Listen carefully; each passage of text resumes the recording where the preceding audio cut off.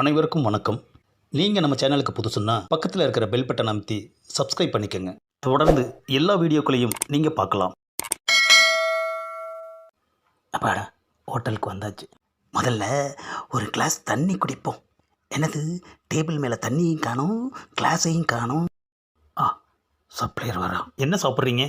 ஏப்பா, ஒரு கிளாஸ் தண்ணி கொடு. என்ன வேணும்னு ஆர்டர் பண்ணுங்க, அதுக்கப்புறமா தண்ணி தர்றேன். சரி, டிஃபனை சாப்பிட்டுட்டு தண்ணி குடிப்போம். ஏப்பா, என்னென்ன இருக்குது, அதோட ரேட்டு என்னன்றத சொல்லிவிடு. சாப்பிட்ணுன்னு வந்துட்டு ரேட்டை கேட்குறியே, சாப்பிட வேண்டியதானே? பட்ஜெட்டில் தான் டிஃபன் சாப்பிட்டு ஆகணும், அதுதான். A few moments later. ஆஹா, நம்ம பட்ஜெட்டுக்கு தகுந்த மாதிரி இங்கே எந்த டிஃபனுமே இல்லையேயா. எதை எடுத்தாலும் 70, 75, 100, ஒரு 30, 40, 50க்குள்ளே இல்லையேயா. அடிக்கடி சாப்பிட்ற ஆளாக இருந்தால் ரேட்டு தெரியும். நாம் எப்போவாவது ஒரு நாள் சாப்பிட்றோம். அதான் இருக்கிற எல்லாத்தையும் சொல்லிட்டேன்ல, சீக்கிரமாக ஆர்டர் கொடு. சாப்பிட்ணுன்னு ஆசை, ஆனால் பட்ஜெட் இடிக்குதே. உன்னை பார்த்தா சாப்பிட்ற ஆள் மாதிரி தெரியல. கரெக்டாக சொல்லிட்டப்பா. ஒரு கிளாஸு தண்ணி கொடு. அப்பாடா, தண்ணி எடுக்க போயிட்டான். தண்ணி கூட கேட்டானாயா கொடுக்குறாங்க.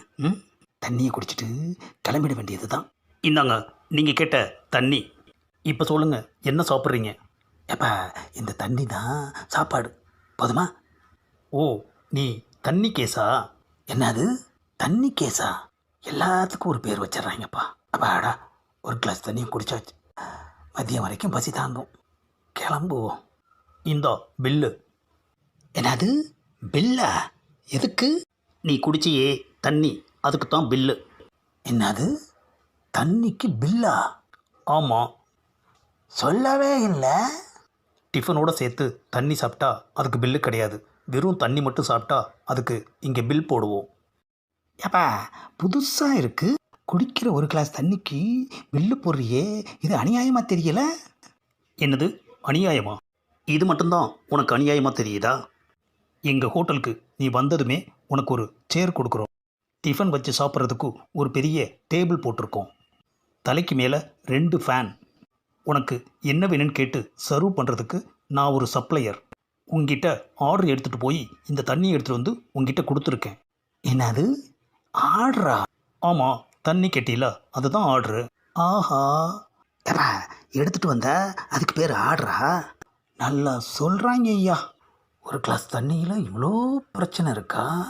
முன்னெல்லாம் எங்கே போனாலும் நம்ம பாட்டுக்கு தண்ணி குடிச்சிட்டு போய்கிட்டு இருப்போம்.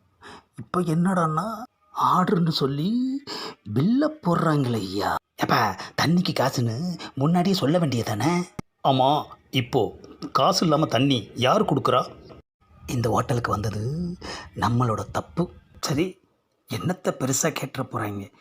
சரிப்பா, பில்லை கொடு. என்னது, ஒரு கிளாஸ் தண்ணி 55 ரூபாயா? தண்ணி 50 ரூபா தான், அதுக்கு ஜிஎஸ்டி 5 ரூபா. என்னது, ஜிஎஸ்டியா? தமிழில் தானே சொன்னேன்.